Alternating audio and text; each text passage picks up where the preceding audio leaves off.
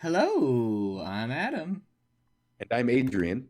and welcome to Cast from the Crypt. Today, we're talking about.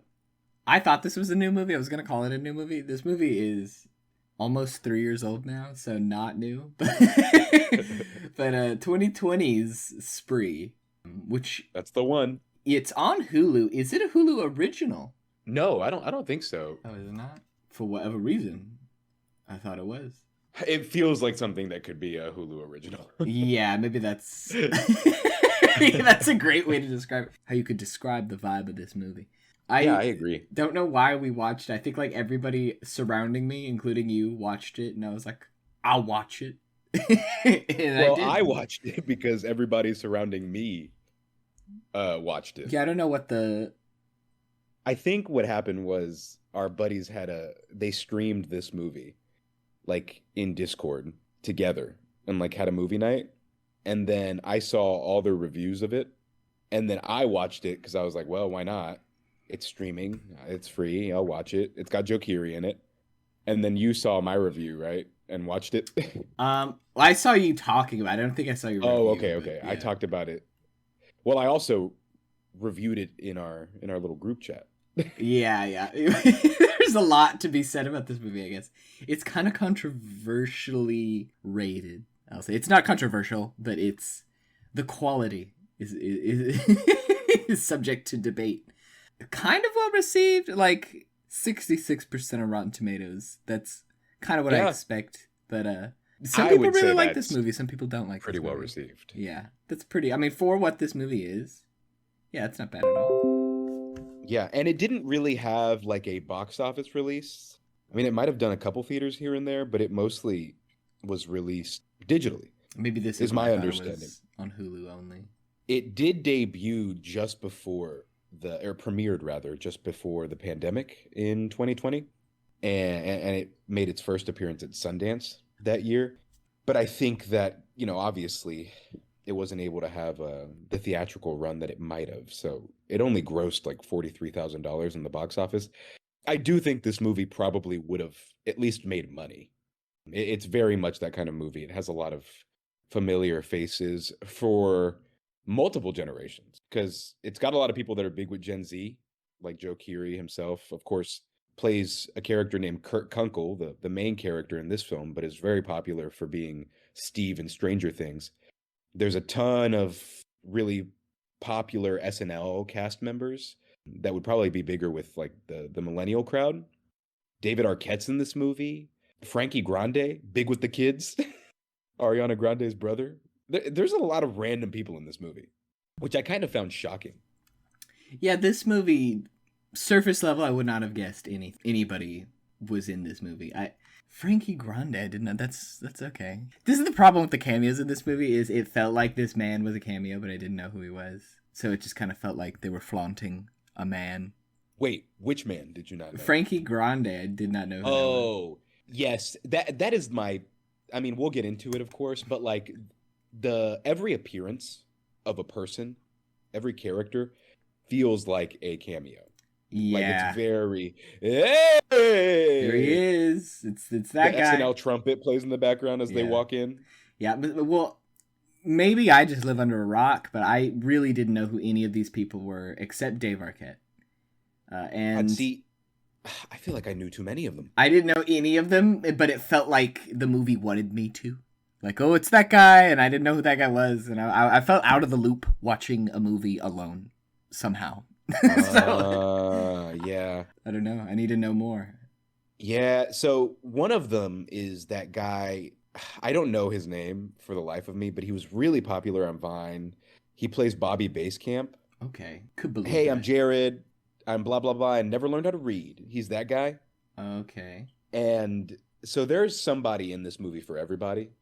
here we come to the problems and the Yeah. that I have with the movie. It speaks to an audience a little too directly, to the point where if you're not this exact person who they think they're catering to, I guess you kind of aren't in on it. I don't know these Yeah. fine people. And if Yeah. it's a movie for millennials, like sure, I get it, but it can't be a movie just for millennials. That's a thin slice of the total audience. I don't know anything about Eugene Yarenko, I believe is his name, and one of the other writers is named Gene McHugh, but those two are the director writer team. I don't know, how old they are. This movie to me feels like a movie desperately trying to appeal to young people. Yeah. And I know it's billed as a satirical horror. I get that. It's self-described as gonzo style satire. Which, okay.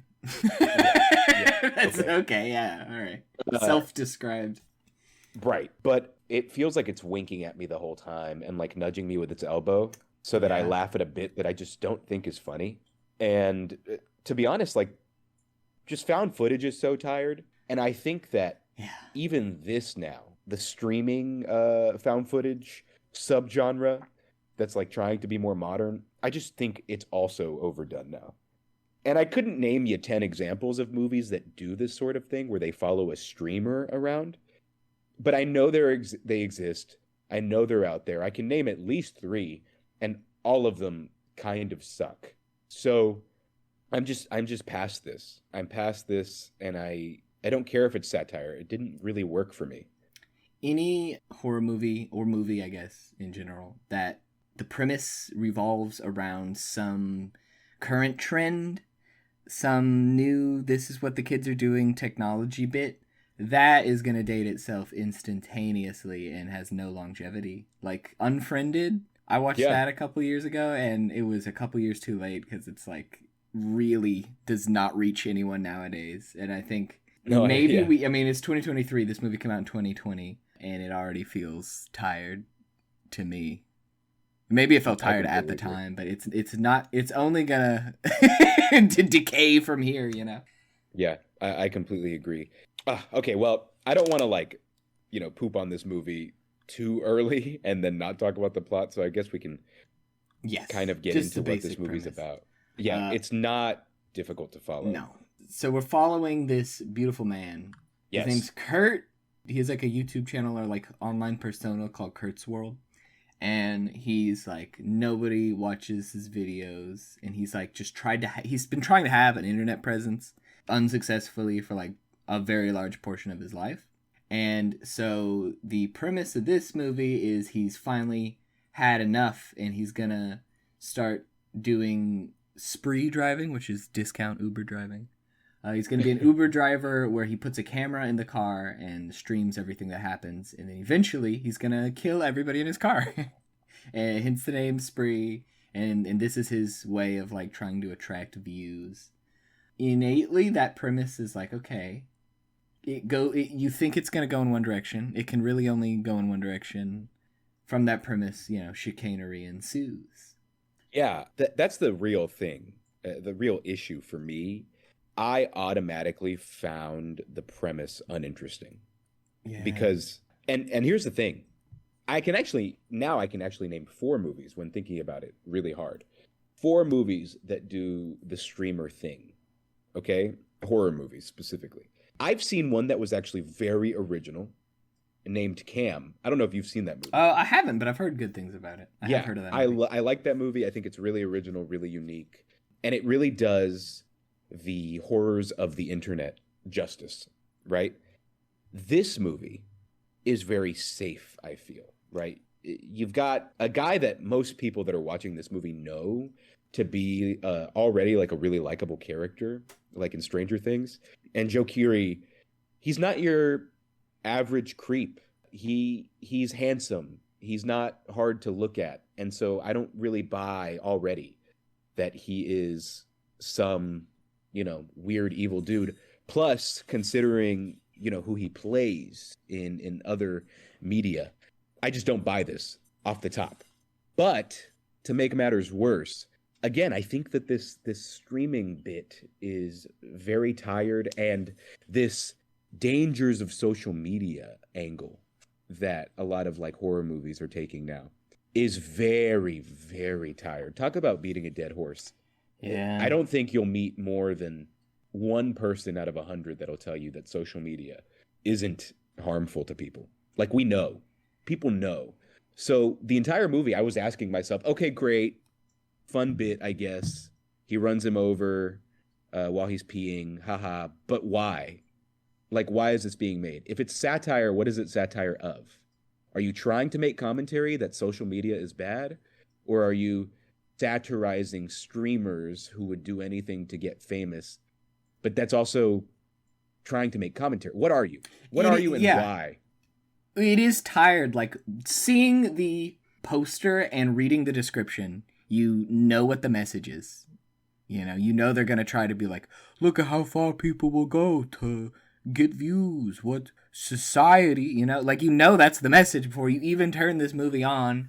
And then you start to watch the movie, and then it's like, yes, it's that, and okay. Right.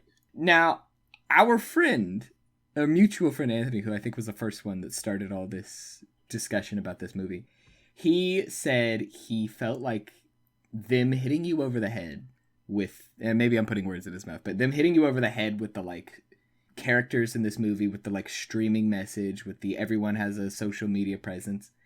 He said maybe that was intentional. Maybe it's intentionally excessive and crudely done. But I don't know. I don't think it is. And even if it is, I don't think that helps. It doesn't make me enjoy it more. I don't care what place the message is coming from. I still don't, I'm still not very excited and enthusiastic about it. I have a feeling this movie thinks it's a lot smarter than it is. Because I just don't, again, I don't understand why else it exists. Because satire, tell me if I'm wrong here, but my understanding is that satire is trying to poke fun at something while also pointing to wider issues, right? It's using irony and sarcasm to elucidate a problem in something, okay? So, first of all, the movie's not funny. I mean, it's like yeah, it's like maybe funny once or twice, but also I just don't see it. I just don't see. Yes, social media bad, but then it says nothing else. yeah, like revolutionary too. Whatever. Also, here's the real thing. The other thing that had me question, what this movie was trying to do. If it is being larger than life and hyperbolic, having this guy kill people. He gets away with it for a really long time, right? He just keeps killing people and keeps killing people, and then starts to get thousands and thousands of views. Okay, that is hyperbolic in and of itself, that situation. They probably would have caught him way earlier. But at the end of the movie, when he is killed, he is famous, more famous than ever, okay? Now, that isn't satire, right? They show at the end of the movie a 4chan thread, or multiple 4chan threads, rather. If you don't know what 4chan is, it's a forum or a series or collection of forums on the internet that people post about anything and everything, and all sorts of different people meet, right? And it sounds fine at first, but there are all sorts of these forums, all sorts of these people that use that platform. And something that has been done many times, anytime there's been a shooting, whether it was Sandy Hook, whether it was, I don't know, all these just atrocious mass killings that happen, there are always these threads that are created in praise of these guys, especially in instances of like white nationalist murders. We see these people being deified after their death, right? Whether they're killed by the police or they kill themselves, whatever. They show that at the end of this movie. They show Kurt being deified as one of those people. And the movie knows what it's doing, right? It knows that that is realistic, that happens with figures like this. So it's not satire, that's realism. So what is this movie? Was the whole movie satire and then at the end we're hit with realism? Was the movie not as on the nose, or did it not think it was on the nose? It's confusing and it's not well done, right? That's my point. Yeah, and I think the whole like 4chan cult following plot was maybe one of the more interesting things this movie does, and it's something 100%. You get in the credits kind of interspersed. And like I don't know, I feel like this would have been a more unique movie had it maybe followed that more. Yep, I don't know. 100%. It was realistic there too, but then at other points it was completely unrealistic. Like the fact that he was streaming these killings and like still didn't get a following, I felt like that wasn't realistic. The only way he actually ended up getting huge amounts of followers is by killing other people who were famous for streaming. And I guess this sort of morbid curiosity is what leads people to his stream and to continue watching. I feel like if someone like is killing people on a stream, that will turn heads. Well, and I think maybe my favorite thing about this movie, or the thing that I found the most ridiculous, is he's killing all these people. I mean, he's double digits by the end of the movie, I think. And he, the most he has and he celebrates is like 50,000 views I know, at like like one come point on. in the movie. But no, it would absolutely turn heads. Oh, TikTok It, would mobilize. exactly. Now, I am curious. Like, I read your Letterboxd review, and I saw that you said Oh, that I'll there. well, I'll say it now. Go I guess. ahead. Go ahead. Yeah, the biggest sin for me in this whole movie, like you know, just this guy. He's an Uber driver and he's killing people. That could have been fun. Maybe it was fun for some people. Maybe that's why it was fairly well received. For me, I could not stomach for one instance the abysmal dialogue. Like it felt like an alien wrote this script and thought like this is what humans sound like. Sure. I can't give you the best examples off the top of my head, but oh my god, these people like all the characters were so not real people. None of the dialogue made any logical like why every time someone said anything, I thought why would a person say that? That was easily the worst part of the movie for me. Yeah, I was curious what you, because you said that if the dialogue was better, you would have liked the movie a lot more. I'm Definitely. curious. I'm curious what you did enjoy. Well, I mean, like I said, it's kind of just it could be a fun premise, you know, a slasher. A guy goes on a spree. If it was simple, surface level, just that, just oh, this it's this guy, he's wanting to become famous, so he's murdering people. But what took me out right at the beginning was the dialogue. Part of it was badly acted, maybe, but most of it was just like I can't believe someone really wrote. I can't blame the acting that much because wow, what did they have to work with? I wish the movie did end with like a crazy car chase or something, but it didn't end that way. It just kind of, oh, one of his victims got him. You know, like it just didn't work out. Oh God, and talk about things that really dragged this movie down for me.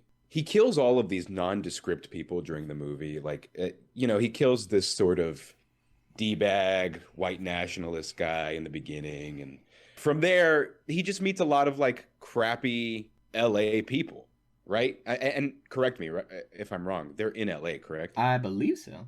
Right. Anyway, that's what we're watching for the movie. And Kurt himself is actually kind of likable in a goofy, dorky way.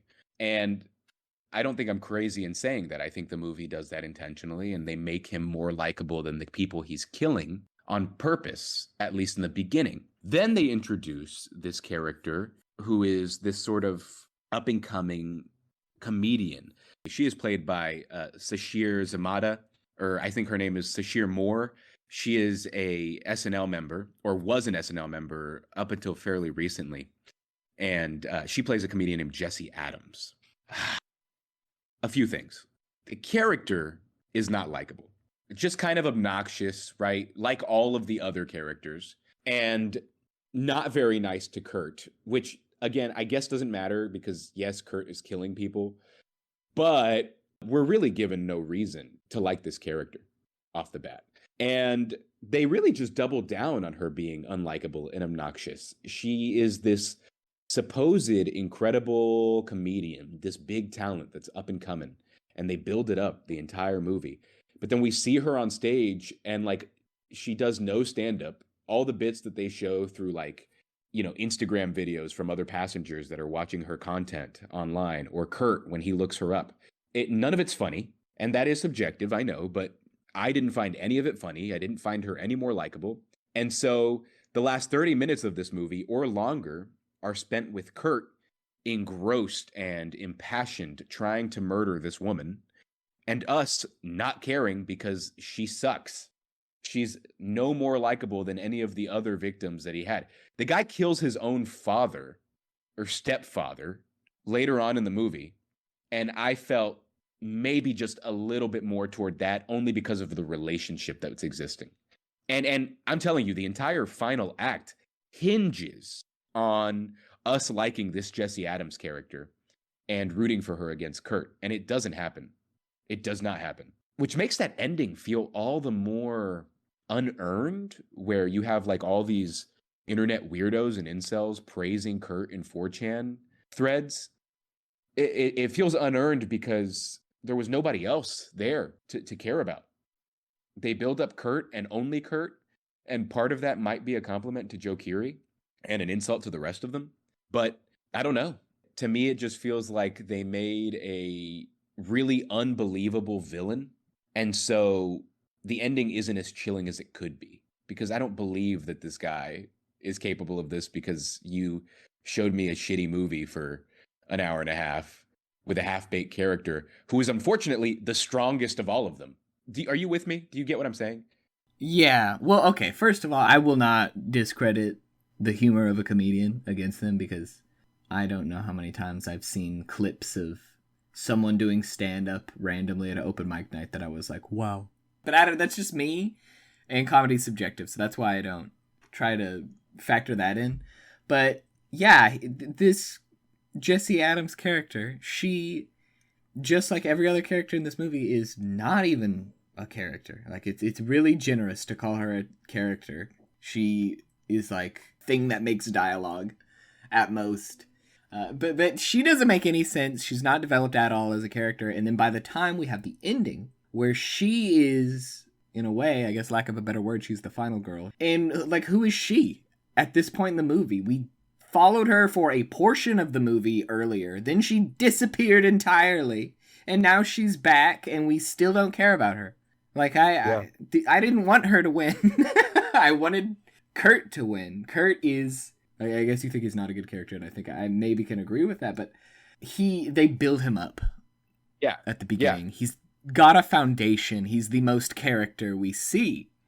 And so to have our one true character be killed by a nothing, it doesn't really work for me. I like, if he killed everybody and then got away with it, I would have preferred that ending. I think I did not care about Jesse Adams, and the way she killed him too is like dumb. It was like, in this car scene, whatever, but she kills him and she keeps like holding the phone on her face, like she's still streaming because like the chat tells her to do so, and it's dumb. It's just dumb. Maybe. All right, you ready for this? Okay. You ready for the spree iceberg? Okay. So the last act, of course, is Jesse versus Kurt, and you just said it yourself, and I kind of said it. You're basically rooting for Kurt because he's the only real character that you have. And they did cast Joe Keery, who's a fairly likable actor, in the role. Maybe all of that's intentional. Maybe they made Jesse Adams unlikable and unfunny because at the end of the movie, when they juxtapose the two endings, right? Because we didn't get into this, but they do show after Jesse kills him and takes a selfie with his body, they show Jesse reaching incredible success and being touted as a hero for what she did on that live stream. Then they juxtapose that with Kurt's ending, where he is deified as well on the darker corners of the internet. Maybe, just maybe, they're holding up a mirror to the audience, to guys like you and me, saying, you were rooting for Kurt, and you're no different than those guys. I don't know about all that. Because it feels like they want you to like Jesse. They want you to not like Kurt. That's why Kurt kills his stepfather, I think, right before this scene, is so that way he is less redeemable and you don't like him as much. No, I agree. It wasn't well done. Yeah, and I once again, like, the funniness of a comedian is not a valid element of a story, I don't think. Fair, but if she was funny, I would have liked her a little bit. But maybe they thought she was funny. Maybe only you think she's not funny. Did you think she was funny? No, but I don't. Like I said, I don't think there was ever a time I saw a comedian's Instagram reel and was like, "That's hilarious." Fair enough.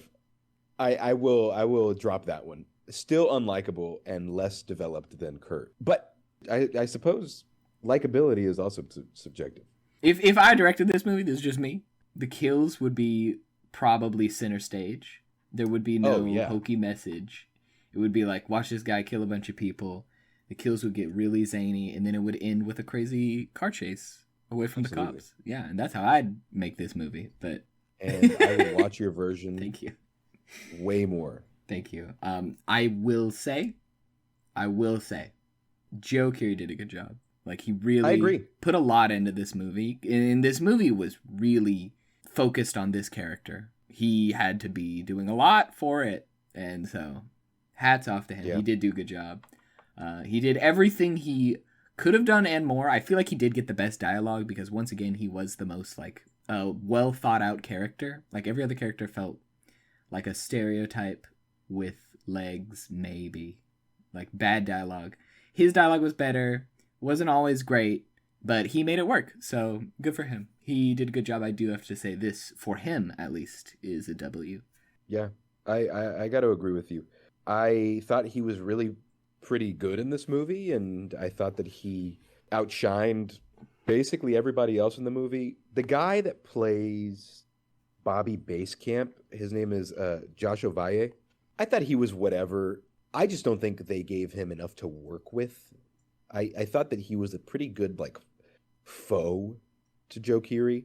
He's this really, really successful youngster that Joe Keery's character, Kurt, is looking up to. And it's sad that he's looking up to him because they reveal in the story that Kurt actually babysat Bobby. And, you know, it paints Kurt to be this kind of loser guy that just can't quite live up to his own standards, right? And this character, Bobby, is just exploiting him and making fun of him. And it keeps promising that he's going to help him out and use his platform to make Kurt bigger. And he never really does. And Kurt realizes that midway through the movie. But I thought that guy was a fine folly to Kurt. But the script is just so one-dimensional, and the dialogue, as you said, is so clunky that I don't think they gave him a real fair shot at being good, if you know what I mean. Yeah, to all the actors, I think, to an extent at least, it can't really be all their fault. There was a big writing deficit. Oh, right. I mean, David Arquette, just not good in this movie, not because of anything he did, but because the character of Chris Kunkel isn't riveting. It's not interesting. He's like this DJ that plays at strip clubs exclusively, I think, and he's like a loser dad. And Kyle Mooney's character is this dude that's in love with Jesse, and Kyle Mooney's also a funny guy, but I just did not like him in this movie. You're right. I didn't like anybody but Joe Keery. Yeah. Really. Yeah, but to sum up this movie, I guess, Uber streamer goes Joker mode, I think is... Yes. Yeah. It's not even... It's like a soft Joker mode, you know? Doesn't even go full-blown making a statement. He's just trying to get views. The review that they tout on the poster for this movie says American Psycho for the digital age. And that... that would be. I think this is the Joker for even dumber people. I think that's what this movie is. Okay. I'm just kidding. If you like this movie, you're not dumb. No, I should take that back. No, but I don't think anybody's going to watch this movie and be like, wow, yeah, I'm speechless with riveting messaging, right. You know? You're right. I just think some people might enjoy it more than we did. No, but I don't think there's anything wrong with that. I think this movie thinks people will perceive it as American Psycho for the internet. This movie thinks it's Joker for dumber people. But that's not what... Yeah, I don't think anyone's gonna watch this movie and think that. Yeah. There are, if you do like this movie, there's valid reasons, of course. Like, if you want fun, guy in car goes on Uber driver goes killing spree, maybe that's, like, interesting to you. Maybe that sounds like, oh, yeah, I'll watch that. Like, I get that. I watch so much. Maybe you don't even think this is a bad movie, but I watch just utter filth. I watch the worst things, the most horribly put together, low-quality movies, and I get so much entertainment out of it. And at the end of the day, I guess that's what's important, so... some positives, right? To leave it on a good note, some positives. I think the movie, again, Joe Keery, I think, is good in the movie. It is probably the most well put together online movie I've seen. What I mean by that is, like, the movies that try to do, like, the interfaces For example, all of Unfriended was like you were on a Facebook page. I didn't like looking at it. I didn't think it was interesting. This movie switching between the streaming to the phone, I thought it was pretty seamless, fairly well done in that regard. And I even liked that all the little things like the app, which is called Spree. That's the rideshare app that Kurt drives for. The live streaming app that he uses. I thought all the little UIs, the individual apps themselves, which of course are super made up, I thought they were all kind of like fun and I like their design.